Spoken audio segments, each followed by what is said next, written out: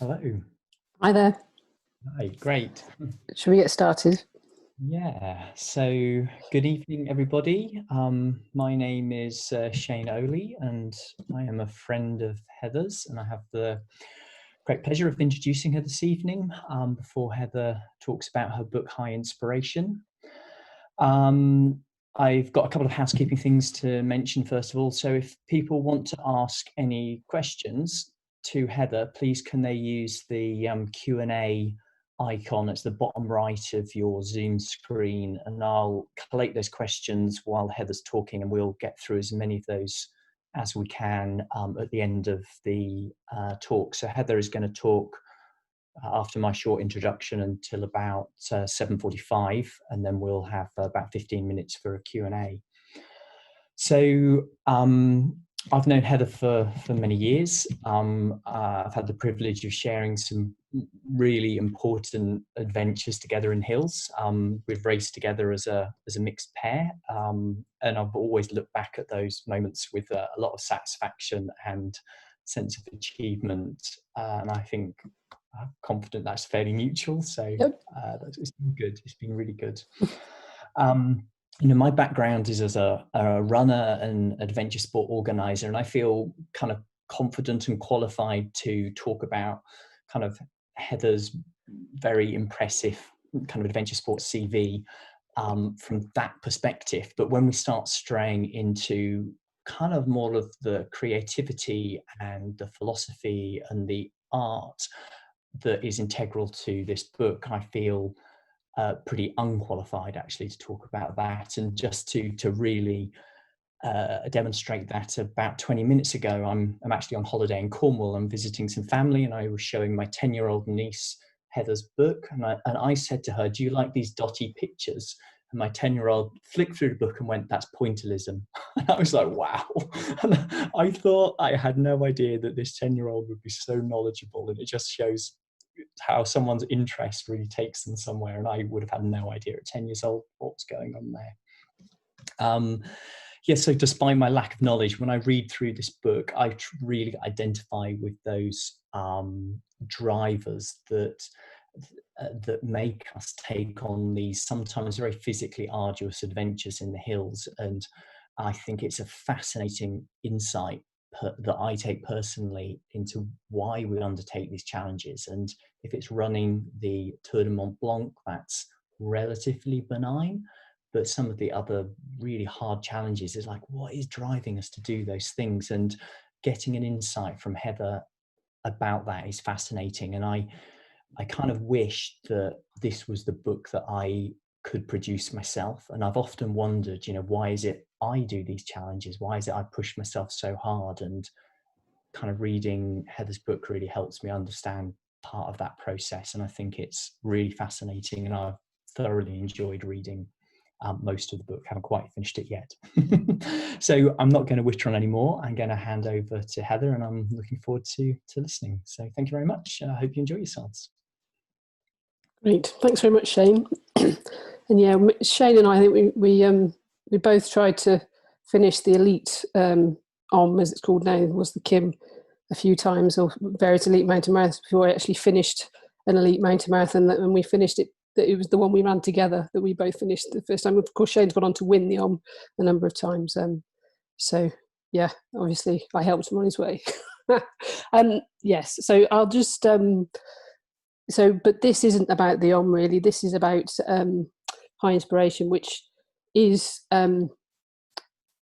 it's rooted. It's kind of got a backstory of running around the Tour de Mont Blanc, and the Tour de Mont Blanc is just around 100 miles long. I'm going to sort of do approximate miles in this talk. I don't know exactly how far we ran each day, but I'm estimating it. It's often started in the Chamonix Valley in the French Alps, which is where I started it with my friend Andrea Priestley in 2014, which is where the book's based. It's a classic mountain journey, really, by foot. You can cycle it as well, different routes. I'll cycle the road bike route and as well as run the foot route. It travels across sort of into France, Italy, and Switzerland. There's lots of wonderful scenery on the way. Lots of huts to stay in higher in the mountains, and just a wonderful experience. So I was inspired to write this book in part by the Tour de Mont Blanc. It's also, so it's about the Tour de Mont Blanc. It's also about the way in which mountains and sort of spending time in them, running around them, walking around them, cycling around them, whatever, climbing, inspires me creatively these days. As Shane was saying, so I mean, I don't race so much these days, and I don't know whether that's something I won't do very much of again, or if I will go back to it. But these days I spend, I spend as much time as I can in the mountains. I haven't, I haven't spent much time in them recently, like most of us really, but as much time as I can. But that isn't really racing, it's running, still running and biking and things, but walking with my kids and just enjoying them, and and getting inspiration for paintings. So back in 2000, and I've run the TMB twice, and back in 2010 was the first time, and that time I ran it, so in part it was wrecking the Tour de Mont Blanc for the Ultra Tour de Mont Blanc, which is the race around the Tour de Mont Blanc that I actually had an entry for that year. I didn't end up racing it, partly mainly because I was injured. I had an Achilles injury, but also because I kind of realised as I ran around it in the summer before the race that I didn't really want to race it. I wanted to take my time and stay in huts and appreciate the scenery. And that I was changing then. I had spent 10, 15 years racing, and my head was changing. So I'm going to take, rather than talk about the Tour de Mont Blanc straight away, I'm going to talk, the Alps and certainly the Chamonix Valley have had a real pull for me through the years, really. This is when I was 19. It was my first summer of climbing after my first year at university, and this is taken by my good friend Sarah, who I'm still very good friends with. She lives around the corner from me in Otley. Hopefully she's listening tonight. So this is climbing the Cosmique Surette, which is a classic beginner's Alpine route on the side of the Aiguille du Midi, if for those who know the mountain. And behind it is the Mont Blanc de Tacle, which is a satellite peak just here. A satellite, I think it's here, could be there, but anyway, it's a satellite peak in Mont Blanc. We also climbed that when we were up high. We camped in the Vallée Blanche, which I don't think you can do these days. That was how long ago it was. It was over 20 years ago now. We also climbed a couple of classic beginners route, the Index on the Aiguille Rouge, and then the northeast ridge on the Aiguille de l'Em, which is quite hard actually. I was remembering it recently. So I began going to Chamonix and then the Chamonix Valley climbing, and then sort of I moved on over the years. I actually got knocked off my bike by a car, which perversely enough stopped me climbing, and I started cycling a lot more. So through the years I come back to Chamonix and the area cycling, and then running. These are some paintings I did which are in high inspiration, that sort of typify for me my experiences of Chamonix and climbing high. These two sunrise pictures are paintings I did based on Ellen, who was the other person I was climbing with on the Cosmique Surette. She took some pictures and photographs when we were climbing the Mont Blanc de Tacle with her Hasselblad film camera, and she still had the prints when I gave her a shout in 2015 or so, if she still had them, and she sent me some copies through, and I painted the sunrises that I could still remember, those sunrises we saw as we were climbing Mont Blanc de Tacle. And then the classic statue in the square in Chamonix in the bottom right there. This is I've got the names here because I was Jacques Belmar, who's one of the first people who summited Mont Blanc, and his benefactor Horace Benedict Justus. My mum is listening, and she will be appalled at my French accent because she is a French teacher, who used to be. Sorry, mum. So yeah, he's pointing up to the summit of Mont Blanc, and it's a real classic statue. You can just feel the sort of excitement in the conversation they're having about this white mountain. So I'm going to do a few readings through the talk, so I'll just start with the first one.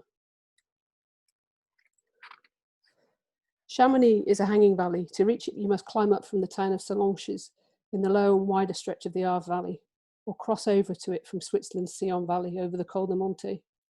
I think this is part of what makes it feel special, a sense of disconnect from anywhere else, and the fact that in the valley you are surrounded on almost all sides by beautiful mountains steeped in the history of Alpine mountaineering. Like many others, I first arrived in town an aspirant climber, wanting to climb the walls, crags and peaks where some of the greatest had cut their teeth. The town centre is always a bustling place, a commercial hub that feels a long way away from the mountains that surround it. Besides the tourists and the well-to-do, there are mountain bikers, walkers and runners. But perhaps most special is the erratic stream of climbers heading down off the hill after their multi-day epics. You can always recognise them. Big boots, heavy packed with ice axes, and rope straps to the outside. Unkempt, sweaty, bleary-eyed with tiredness, and carrying more than a general weariness from their nights out of the mountain, having adventures. I always envy them that. I still remember the thirst I carried off the hill after our few nights camping on the Vallée Blanche, probably the strongest I had ever encountered. The subsequent drink from a fountain of cool, fresh water, among the most satisfying. So yeah, that's Chamonix, and just what it sort of, the memories it holds for me. I've been back many times.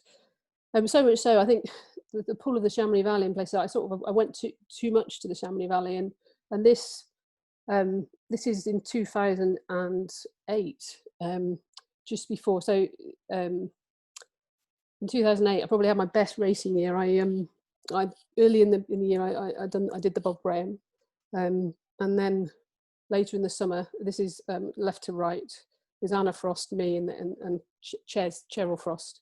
Anna Frost is a Kiwi, a very good mountain, extremely good mountain runner. And Ches is from Cumbria. I met her at the Helvellyn Triathlon when we were racing against each other. And the year after that, we raced an adventure race called the Mountain X together. And I was probably, in 2008, I was at my fittest, and it was an incredible race. It was a week-long race that started in Bourg-Saint-Maurice, and every day we'd do a different mountain discipline. So sort of high-level mountaineering.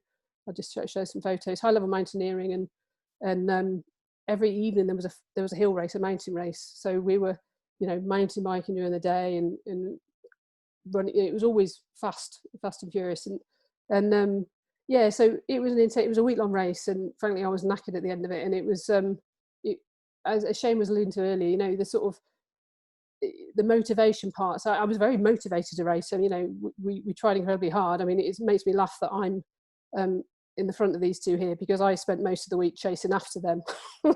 So yeah, I don't know what I'm doing there.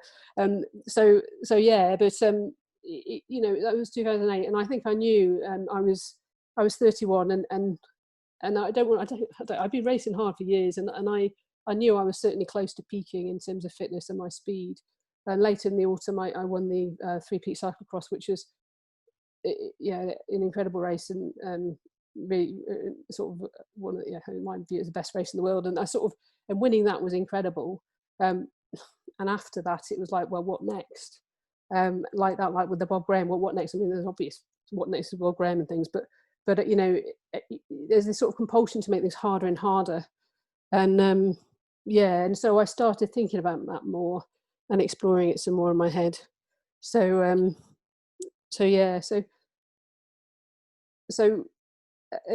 this book kind of explores that, and I'll talk about that a bit more later. So day one, we started in. So of course I was running with Andrea Priestley, who is a great friend of mine, and the first time I ran with her, I think, no, it wasn't quite the first time, but one of the earlier times I ran with her, I was racing the Ian Hodgson Mountain Relay with her, and I got a complete muller in. My word, I was yes, it was hard work. And soon after that, I do know why, we ran our first OM together.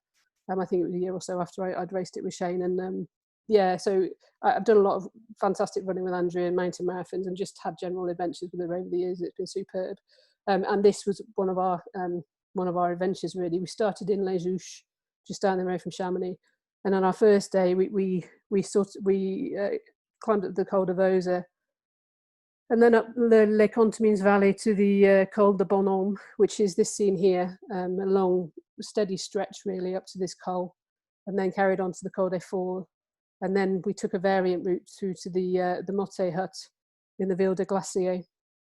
And it was quite a claggy day out, actually. It was a bit like, I remember getting up to the Col de Bonhomme. It felt like a claggy day in Snowdonia more than a claggy day in the Alps, but fortunately it started to clear, and we had some better days. I've stolen these photographs because I didn't actually, because it was claggy that day, I didn't really get any particularly good ones, so apologies for that, but really just to show you. So I first went to the Ville de Glacier as part when we camped there during the Mountain X, that race I was talking about, starting in Bourg-Saint-Maurice.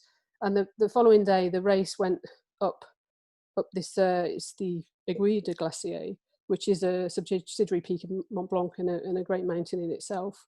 And we climbed up this ridge, and then we were running down this descent here, and then found us, so here we are, I'll come back to the photograph, eventually to the Col de la Seine, which crosses over from France to Italy and on the route of the Tour de Mont Blanc. And I hadn't been there before, and I was racing really hard with Anna and Ches when I first went there. But I kind of realised at the time I wanted to come back and just spend some time there, you know, not moving so fast and being able to enjoy the scenery and appreciate being in the mountains. And don't get me wrong, the racing was fantastic, and it, you know, it was incredible to be doing it, and it was an incredible week. But there was part of me wanted to sort of slow down a bit and appreciate the mountains, to look at them more, if you see what I mean. And yeah, the Ville de Glacier, it's quite a special place for me, really, because I think that's where I started thinking about things like this. And you know, I came back the following year, so it was 2008. I came back in 2009, and I camped there a night or two, and then I started the road Tour de Mont Blanc from there. I did that over 2 days, about something like 200 miles, classic route, and over various mountain cols. And I came back the year after, and I was, yeah, when I was, that's right, I came back the year after to run around the Tour de Mont Blanc for the first time when I was run around it. And then I came back the year after that as well, when I was pregnant with my first daughter. And I felt this sort of pull back to the Ville de Glacier, the Valley of the Glaciers. It's a beautiful place.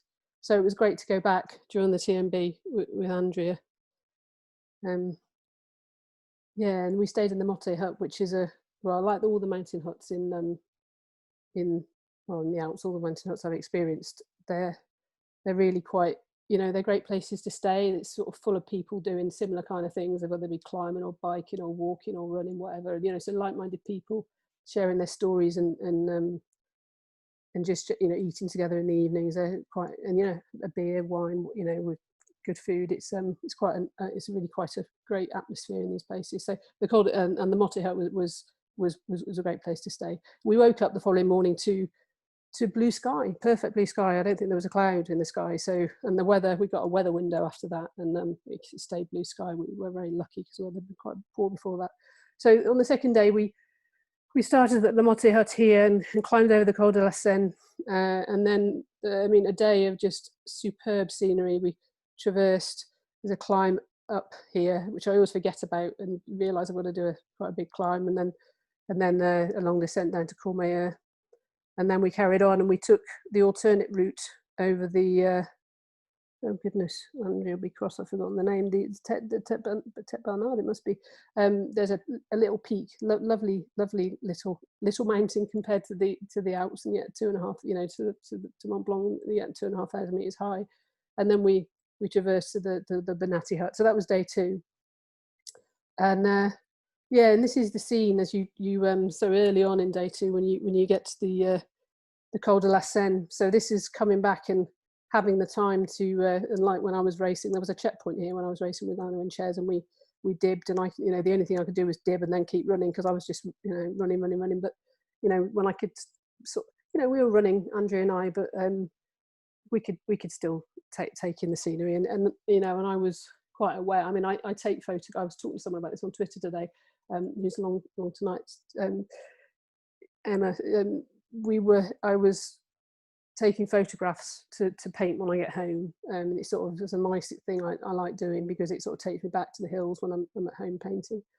And yeah, so you know, I was quite conscious I wanted to take quite a few photographs to paint afterwards. I'm just going to do my second reading now, which is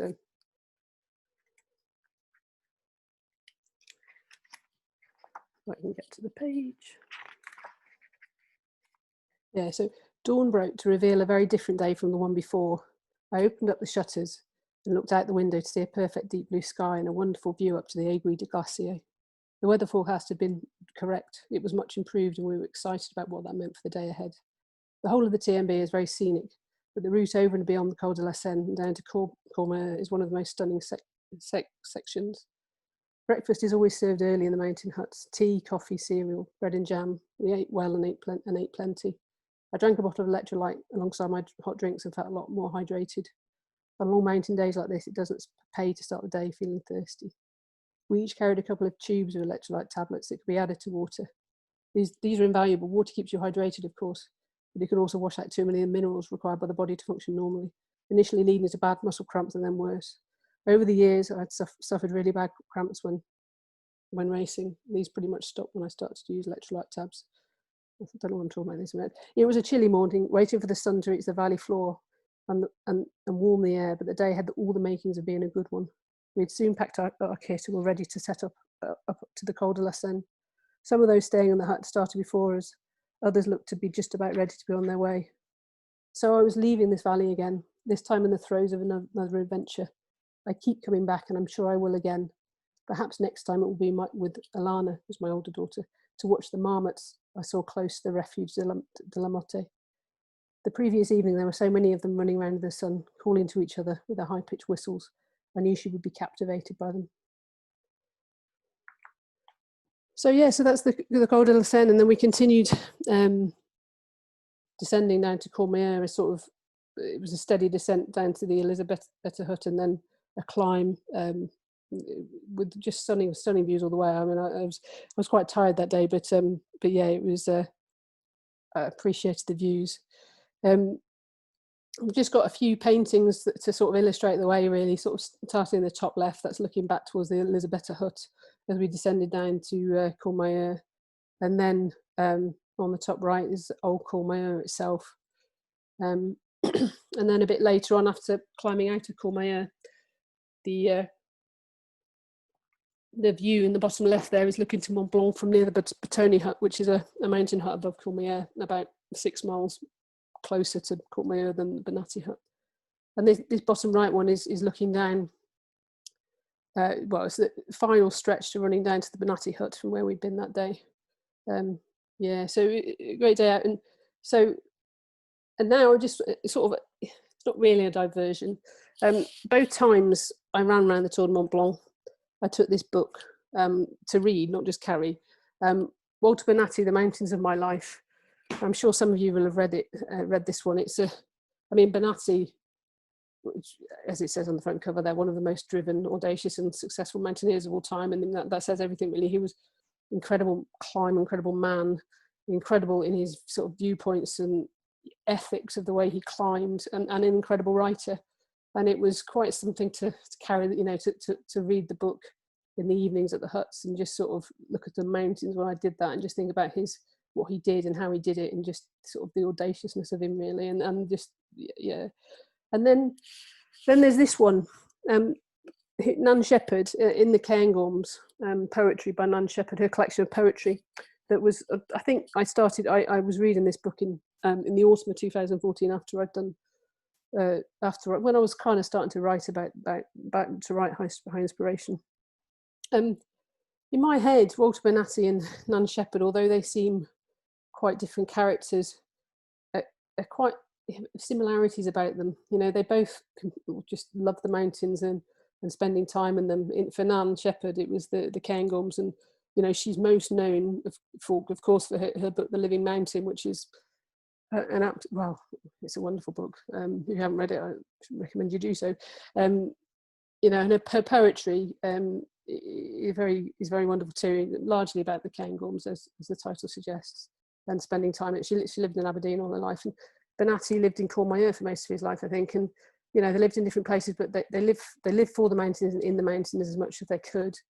And the way, they both inspire me in the same way, really, the way they lived, and the fact they wrote, but also the sort of spirituality, really, of their writing.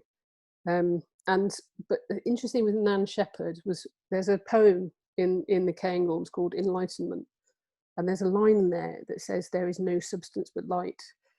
And I'm not a trained artist. I'm a mathematician. I'm a data scientist for my job. I do stuff with data for people. I innovate with it and this, that, and the other. So I came to painting because I felt a compulsion to start painting about 10 years ago. And So I haven't got the sort of foundations in it that I have with maths and things like that. And so I'm sort of learning very much by experience and things, and just sort of thinking a bit more about it. But that line, there is no substance but light, just really made me think about what light does in the mountains. And I'm just going to, in terms of how it makes, well, not just mountains, but just generally. And that's what Nan Shepherd's alluding to when she wrote that poem and Enlightenment. And you know, and it certainly affected the way I looked. Well, no, I looked to paint, and this is a painting I did a couple of years ago of looking to Glencairn from the Mulladock Hills in near Kintail in the Highlands, in the Scottish Highlands. So yeah, I'm just going to read my third reading now. It's about time running in the Howgills. If I can find it. I experience creativity in my writing, painting, and in the real-world application of mathematical theory. These three things are quite diverse, but in doing each of them, I get my head to the same place. It is quite an exciting and stimulating place, and perhaps surprisingly, given that, it's a place that calms and even soothes me. When I feel stressed, a little painting, writing, or dare I say it, mathematical problem solving can do me the power of good, much like going for a run or a bike ride. More than that, painting mountains has helped me to see them in a different way. I always appreciated their stature and beauty, but now I look at them differently, with a more enhanced sight. I also now understand what it means when there is good light. When I'm out running or cycling and see it, I can't help but comment on it to my companions, though I don't know what they make of that. When I spend time out in the mountains now, I always carry my camera even when I'm racing. I learned a lesson in August 2014 while running the Zebra Hills Fell race in the Howgills. These hills are some of my very, very favourites to run in. They lend themselves so well to it. Wonderful smooth ridges so well defined and interlinked, which all the time feel remote and quiet. I was having a bad race. My legs felt heavy and I generally had no zip. A few miles into the race, contouring the fell side north towards Blackforce Waterfall, I resolved to just chill out and enjoy my time in the hills, running along at a pace I could maintain without feeling too bad. A late summer's day on the fells of Westmoreland, with sunshine and cloud and a breeze to keep me cool while running. Perfect conditions. It couldn't get much better. One scene from this race stayed in my mind, and it was when I looked up the valley formed by Langdale Beck as I climbed out heading east. The clouds and sun combined to create a beautiful dappled light, typical of the Dales in summer. This light brought out wonderful colours on the fell side, golden greens, yellows and browns, along with shadows that defined the ripples and the lines of the valley with a great deal of depth. I remember feeling so appreciative of this beauty and felt a strong desire to paint the scene in an attempt to capture the colours and the shape of the sky and the fell for my own posterity. I had no camera and couldn't record the moment. So frustrated that I'd missed this chance, I even went back the following weekend to capture the scene. The weather was different and so was the light. I will never see that valley in that way again. Mountains never look the same way twice. The weather conditions, the season and the time of day combine to make them unique. Sometimes these combinations can be obviously jaw-dropping in their beauty. Other times I find I need to take my time to look a little longer. The beauty appears as I take the time to properly see. The associated thrill is a consuming thing. God, it was good that day in the Howgills. While it is not the end of the world that I didn't get a photograph from which I could paint, it is something I regret. I don't think it's necessary for me to try and capture and attempt to paint all the beautiful scenes when I'm out about in the hills, but sometimes the anticipation of what I could try to capture when painting the mountains is at least as thrilling for me as the time I spend in the mountains themselves. So just to continue with this theme, really, probably the third most inspirational person in terms of artist, well, I get inspired by a lot of people, is W. Heaton Cooper, the great Lakeland artist, and just the way he captured light, and looking at his paintings and reading how he painted, and just gets me thinking about light and trying to capture it. And I feel a bit embarrassed to show his paintings next to mine, in a presentation, because they're just incredible things. But incredibly inspiring, his work. So along with Nan Shepherd and Bonatti. So yeah, so back to the route really, and this is the scene from sat at the back of the Bonatti hut. Sorry, at the front of the Bonatti hut. In the evening when we finished running, we got to the hut quite late. We did get in there in time for dinner, Andrew and I was quite tired, and you know, it was quite a long day. I hadn't been running quite as much as, but certainly not as much as Andrew. Andrew was just fresh as a daisy all the way around, really. But yeah, so I was tired, and I got a packet of crisps, and I took my trainers off and sat at the front and just looked at the mountains and, you know, to Mont Blanc, and just sort of thought about Bonatti and thought about everything else, and just enjoyed it really. So yeah, that was the evening in the hut. And it also, you know, the fact that it was Bonatti hut, and there's all some photographs of him and his adventures up on the walls, and reading his book. It was all just great, really. So day 3, and this was a day I can smile at now, because we were sure it was less than 20 miles, Andrew and I. We had it persuaded ourselves, and I don't know why, because we had it. It's not like we hadn't had a map or anything, but yeah. So a day from the refuge Bonatti in the bottom here, through along the Grand Col Ferret, down the Val Ferret, and then through to the Col de la Fourclaz. And we thought it was less than 20 miles, and as it was 30. It must, yeah, something like that anyway. And yes, it was longer than we thought it would be, and I was tired, so it was quite a hard day out. And we crossed here from Italy into Switzerland, and this is the Grand Col Ferret, the Italian-Swiss border. And I was hoping, because the first time I ran it, I remember seeing this scene, and this is looking, I forgot the name of the mountain, I think it's the Ferret mountain, I could be wrong, it's looking into Switzerland from the border, and the way the sun was shining that morning, it was still quite early, it was just, you know, the way the shadows cast across the mountain, it was just, yeah, it was great to see it like that again, and to be able to take the photographs so I could come, and like, this is one of my, I think it's probably the first painting I did when I got home, because I just wanted to, you know, it was like, yeah, I've got it, and I can paint it. And yeah, it's just great memories of that scene and that time, really. So yeah, and the rest of the day it kind of passed. I was pretty tired, and I was running, really jogging, I was sort of stumbling at times along, but you know, we got there, and I remember it was, so this is sort of running down, so the because what we've forgotten about, I think it was sort of more, I don't know whether it was deliberate or otherwise, it just was, there's a stretch of about 10 miles down this valley. It's a lovely valley, very scenic, but it's quite a plod, you know, and yeah, I'd done it before, and I'd just kind of forgotten about it. But I do remember this is looking up to the La Portelée, which is not long before you start the climb up to Champé. And I remember thinking, well, you know, I might be feeling pretty rubbish, but actually this is quite nice scenery, so I should just enjoy the scenery and just sort of forget about my legs for the time being. So, and that's what I strove to do, really. So we got through Champé, which is a really sort of smart Swiss village town, up the hill, and with the Champé de Lac, which has got the lake in the middle of it.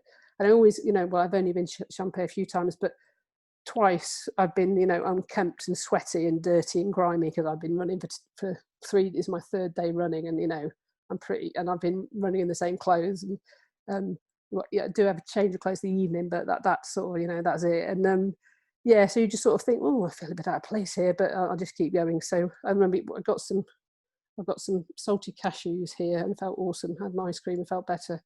And then we carried on going. We were hoping, I'll just pop back up to the map if I can show you. We were really hoping we could go over the Fenêtre d'Arpet, which is, I mean, I'd not done before, but Andrea told me about it. And this Glacier de Trion, the Trion Glacier, is just a stunning view over the glacier. But we didn't really have time, because we were going to be late for tea. I don't want to be late for tea. So we did the Bovine route, which is the main route of the Tour de Mont Blanc, and we got to the Col de la Fourclaz again just in time for tea, which was fortunate. Yeah, so I've got the fourth reading now. I'm just do so. I'll stay here. But basically, I was just, you know, it was. I hadn't run that for that sort of many days, and that because my older daughter was 2, so you know, I'd had a few years of you know, having a young child, so I'd not done as my legs, you know, I just wasn't quite as hill fit, if you like. To be fair, you know, we were fit enough to run around it, but I wasn't quite as fit as I used to be, and I was knowing about it on the 3rd day, let's put it like that. And so, you know, I was pretty weary when we were going over the Bovine, which towards the end of the day. So while I've been describing the Bovine as a second choice for our route, it has its own beauty. Sitting up above the tree line, the wide Rhone Valley opens out below it. Here the TMB turns a corner around its northeastern point. Our contour line above the Bovine passed some 1,500 metres above Martigny, a town on the valley floor. Martigny forms a juncture in the southwest corner of Switzerland. From it you can head southeast over the Grand St Bernard Pass into Italy, or climb the Trion Valley over the Col de la Fourclaz and Col de Monte into France. Heading northeast up the Rhone Valley takes you to Sion and beyond, towards the town of Overbold and the Rhone Glacier and the mountains beyond it. I am most familiar with this area and its mountains from cycling trips I've done over the years. The high trails in the Swiss Valais region are superb to ride on a mountain bike, and the road cycling Tour de Mont Blanc passes round here. This 210-mile cycle tour is double the length of the Walker's TMB. It takes in a wider circuit of the massif, and in the Cormet de Roseland, the Petit St Bernard, Grand St Bernard passes, climb some of the finest road cols in the Alps. We were close to it as the route. We were close to the route as we were running along the Ferret Valley from La Foulée to Isère, as it is just over the next valley to the east. As I climbed the Bovine, looking out to the Rhone Valley, remembering my previous adventures here, the feelings I had during those times came flooding back. The day when I'd cycled from the Auberge de la Nova back in the Vallée de Glacier, through Bourg-Saint-Maurice, climbing the Petit St Bernard Pass to Aosta, over the Grand St Bernard Pass, and then finally late in the day, arriving sunburned and tired at the Col de la Fourclaz. What a day's cycling that was, and what thoughts ran through my head as I rode. The sheer size and spectacle of the Grand St Bernard Pass was incredible. A stunning place. I felt tiny as I cycled, following the hairpins and gazing all around as I climbed to the high point, past the monastery at the Col, and then down, down, down for miles and miles from Italy into Switzerland, eventually reaching the valley and Martigny. Fatigue passes. Sometimes, to get beyond it, all you have to do is keep going. I knew that as I cycled the roads of the TMB that day, and I knew that as I climbed the Bovine. The memories of these wonderful times stay with me. They give me strength. When I recall them in the future, I won't remember the weariness and the hunger, just the beauty. So I was feeling a bit tired.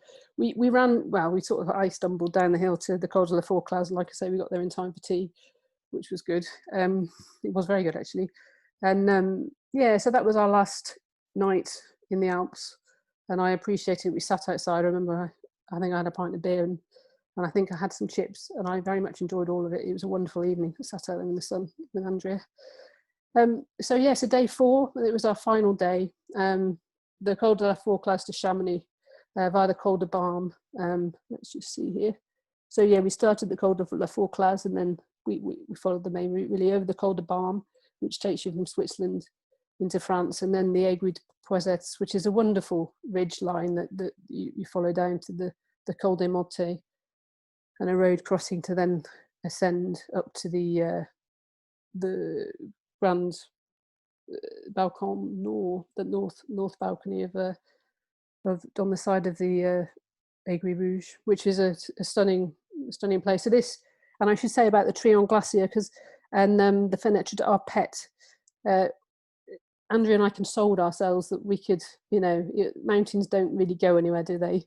And we could come back at some point, and do it. And I actually went back the year after Andrea and I had run around the TMB.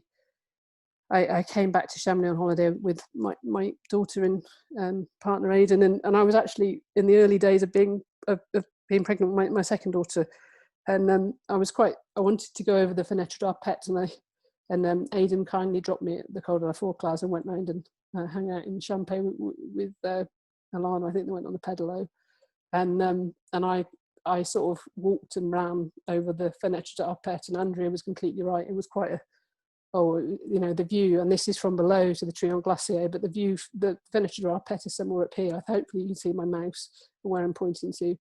And it was a great sort of walk run out. It was all, I was probably, I think I was about 2 months pregnant. I knew it was going to be one of my last long runs for a while. So it was awesome, and it was a beautiful view, and I'm glad I did it. And I just sort of had a little jog along really. So I went back, and I think Andrea went back that following summer as well. So the mountains don't go anywhere. So you might not get to do things sometimes, but often you get to go back. So yeah. So, and this is the final slide really, about the run, and so let me just, I don't know if I'm in the way for everyone, it's just me, I'll just move myself a bit. So yeah, looking to Mont Blanc from the Grand Balcon Nord. And I have to admit something as well, we didn't actually do the whole of the TMB. We came to the conclusion, we were, Andrew and I had a shuttle connection to get in the afternoon back to the airport to get our flights home, and we decided to, when we got to the La Flégère, which is above like South Chamonix, we got the cable car down the hill. So rather than go over the Brevon and finish off, we probably cut about 8 or 9 miles off. And but we were fine with that. And it also meant we could have a shower in Chamonix, which was good. If you ever need a shower, if you're in Chamonix and need a shower, it's €2 to go to the sports centre, and that was a very good shower because it was much needed really. And then we sat in the square and ate ice creams for an hour or so before getting our shuttle home. And yeah, it was just a great trip really. 4 days of wonderful mountain running and happy memories. And in writing High Inspiration, like I say, it's got a backstory of running around the Tour de Mont Blanc, and then I've explored my motivation and the motivation we have to do these things in pushing ourselves to race and to try to go for hard challenges. But I also explore the way mountains now inspire me creatively, and yeah, it was quite, I think I don't know, I find when I write books, not all the time, but I learn about myself when I write them. And I certainly learned quite a few things about myself when I wrote this one. So thank you for listening. I'm just gonna just want to take the opportunity, I hope you don't mind, to talk. So I started up a little sort of micro publishing house last year, Little Pete Press, through which I published High Inspiration and a second book, A Cycling Year, which I gave a talk about a few weeks ago that some of you guys came to. And currently we're about to publish another book this year. It's on Kickstarter at the moment. If you search for if you're interested, you search for 22,000 miles, then you'll find it. And it's my good friend Rich Seep and his son's adventures, cycling adventures, which are incredible actually. Tom and Rich together have done incredible things. And this picture of them here is them finishing the Tour Divide last summer. I write about the Tour Divide in my first book, Inventions in Mind, I write about it quite a lot, and I also mentioned it in High Inspiration. It's had quite an impact on me, and it's actually had quite an impact on Rich and Tom, not in a bad way, in a very good way. I mean, they finished it last. This is the Mexican border, but their book is about all the adventures they've had, culminating in the Tour Divide last summer. It's actually we got its funding in Kickstarter just over 4 hours, so that was awesome. But it's still there for another 20 days if you're at all interested in that one. And then just so you know, hope you can see. Oh no, here we go. Sorry guys, just talk amongst yourselves. Right, I don't know. So yeah, so these are the two books I published last year, A Cycling Year and High Inspiration, and you can, if you're interested in buying either of them, you can order from littlepete.co.uk. You can order from my website, heatherdawe.co.uk. You can order, support your local bookshop if you've got one, or any independent bookshop. You can order or buy it from them. You can also buy it on Amazon if you really have to. Bookshops are cool things. So yeah, and here's my contact details if you've got any questions about anything. I should say as well, I mean, just recently I've had a few people get in touch with me for prints and things. You can order prints through my website, and if you've got any specific prints you'd like, please do give me a shout, because I'll be able to sort them out for you. So thank you for listening to my little marketing spree there. Shane, I think I'm done now. So and that's bang on Q2. Yeah, good timing. So one of the questions that springs to my mind straight away is, I can remember quite clearly coming round to your house maybe 2008, 2009, something like that, and seeing your first pictures. Yeah. And actually being quite surprised that you were painting, Yeah. and they were amazing. I was really surprised. So was there a moment, had you been a secret painter, or was it just a sudden bit of inspiration? So how did you become an artist? When I was younger, I was always creative. I did lots of sort of crafts stuff, you know, weaving and beads and stuff. But I never really painted. Although I think pointillism was always, it's called pointillism. I called them dotty paintings until someone told me what it was called. Pointillism was always there in my head, but I think I just got to a point when it was actually when I'd when would it have been? It was something like 2009. It was when Andrea and I had run the Highlander Mountain Marathon up in the Flowerdale Forest near Gairloch, which was it was a brilliant weekend of lovely spring weather running in the Highlands. And there's two mountains, I've forgotten their names, unfortunately, in the Flowerdale Forest. They're close to Torridon.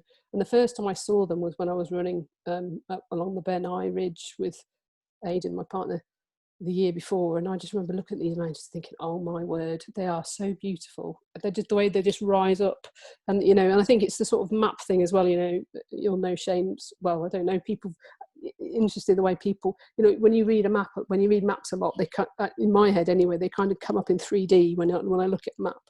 And that's what these hills did. But I really, you know, I was just like, wow, they're just beautiful. And then when I was traveling back from the Highlander Mountain Marathon with Andrea, beautiful light, and so I stopped and took a few photos of the mountains from the other side, from the Gairloch side, and that was the first painting I did.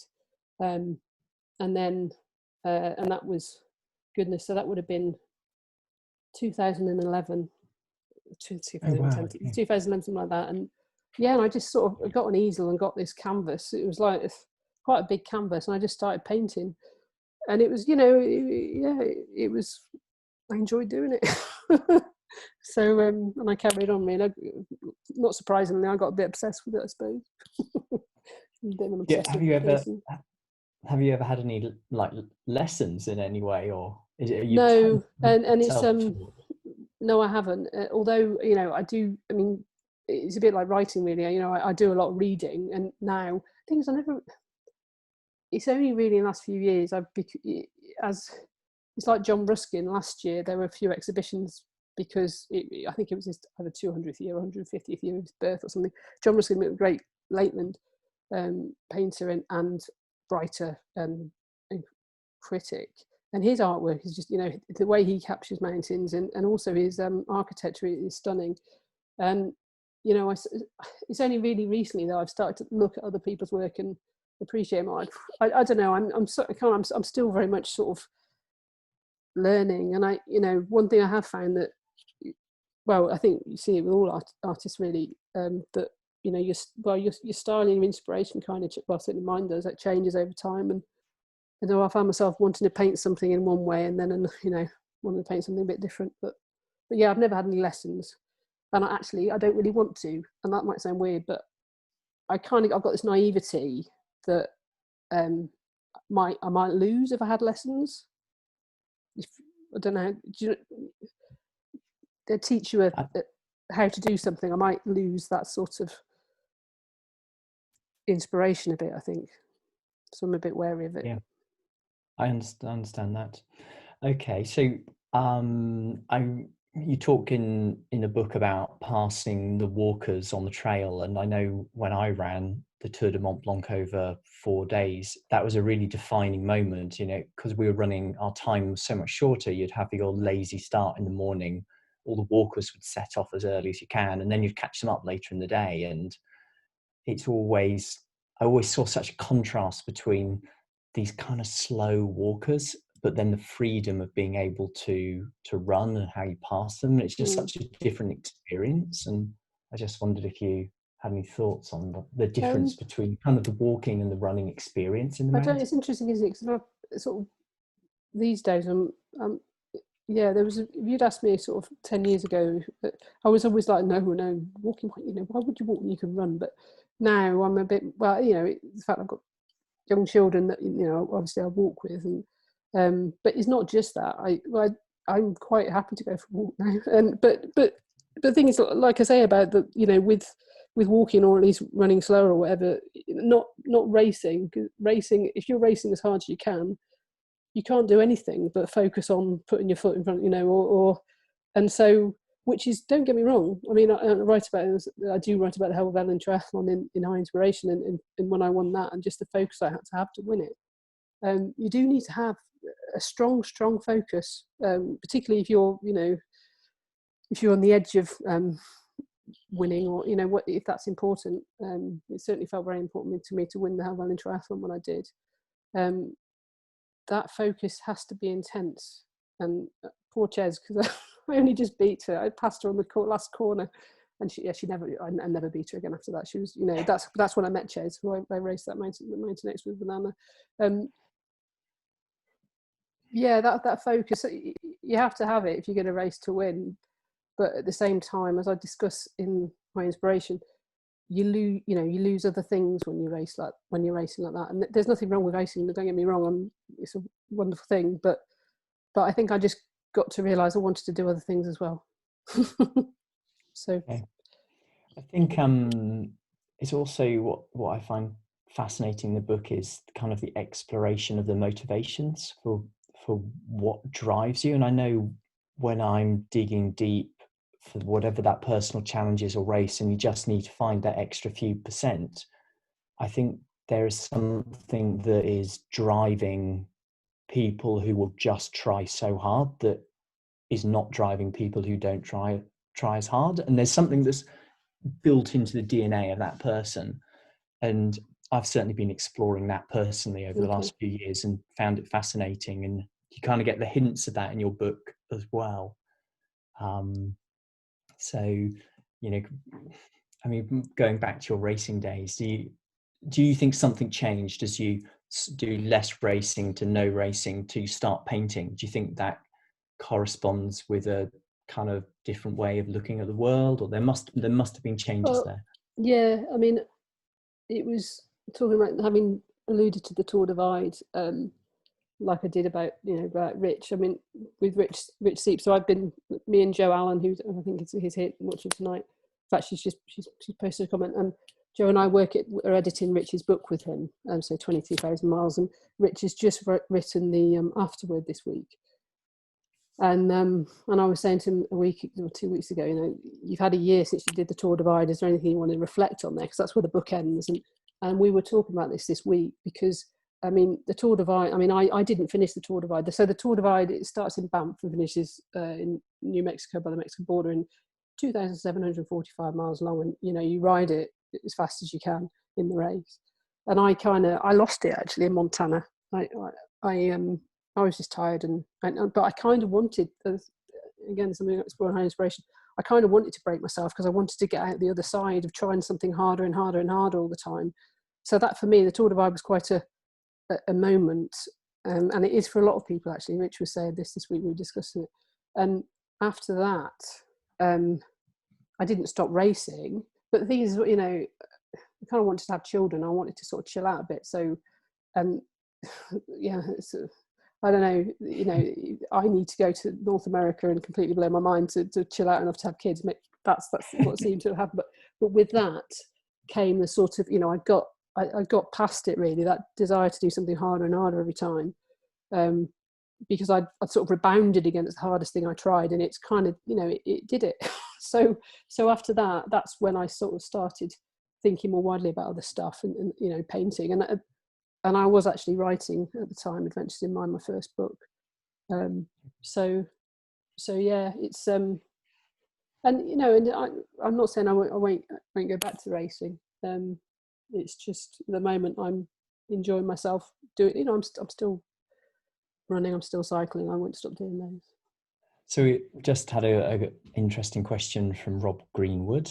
So Rob says, now that climbing is back on the menu, are there specific routes that you would A, like to climb, and B, like to paint? And is there an overlap between the two? Oh, definitely, yeah. To climb the routes that you would like to paint? Okay. Yeah, so I mean, so because I've been writing about climbing recently, as Rob knows, I wrote a piece that was in UK Climbing earlier this year, and I'll be writing it a bit more. And I've started climbing. I mean, because climbing was my first passion really in the mountains. I think it was yours, Shane, as well, wasn't it? Really? So I've been climbing again. I haven't, and lockdown came. Just I was like, I'm gonna get fit this year. I'm gonna get fit this year. I'm gonna do some routes, and then lockdown came in. So I've been bouldering again. I'm back bouldering at Cayley and various other places locally to me. I've got Cayley boulders on my doorstep. Very lucky there. But routes wise, yes. And with the hard rock that came out earlier, the reproduction of hard rock, I've got a copy of that, and I've been flicking through it and thinking, oh my goodness, because some of the routes I didn't do that I should have done, with things like Cenotaph Corner. Here I am, I'm 43. Of course I'm still capable of doing these things, but I'm going to have to build back up to them. So the Cenotaph Corner, I'd really like to go back and do Dream White Horses, just because I've done it twice. It's such a classic route. But then, to be honest, I might just be happy as Larry if I can get back to climbing mountain VSs again. I think if I can do those and just go and enjoy myself in the mountains like that, I'll be happy with that. I have got some thoughts, often around Snowdonia Way and some lakes climbs. So yeah. I mean, I certainly found I went through a transition of being very motivated and focused on climbing to less motivated and focused. And there was a difficult period when I could still imagine climbing routes that were difficult, but I'd lost that fitness. Yeah. I can imagine. And there's kind of reconciliation that had to happen, that actually I'm not physically the climber that I was. Yeah. But actually it was brilliant in the end, because I got back to the core of why you climb, and just loving being in the mountains, loving that movement, and you actually find you get it on a VS or a E1. You do, and that's certainly why I'm running and cycling now, in terms of that, loving it, because because you get, when you race a lot, you put that pressure on yourself, and sometimes you can get to the point you don't enjoy it so much, and that is probably one of the main reasons I actually stopped climbing as well, because I was just putting too much pressure on myself to lead harder. And actually think, I think you get older, don't you? And you sort of, so just that acceptance, and also the realization that it doesn't actually matter. You can just go out and enjoy yourself and chill out on the mountain, and just, Yeah, absolutely. So I think maybe that's a good point to stop the chilling out on the mountains. Yes. So so Heather, I'll hand over to you, but brilliant talk. Okay. Thank you very much. I've thoroughly enjoyed it. Thank you. So thanks very much, Shane, and thanks everyone for coming along. It's all these strange when these things end on Zoom, because it's just like bang, off it goes. So thanks. I mean, I'll be putting this on YouTube. I don't know if anyone wants to watch it again, or if you've missed it or whatever. But yeah, thank you. It's hope you enjoyed it. It's a bit of a it's quite a few different things, art and racing and stuff, but that's where my head is these days. Thanks very much, guys, and cheers. Bye bye.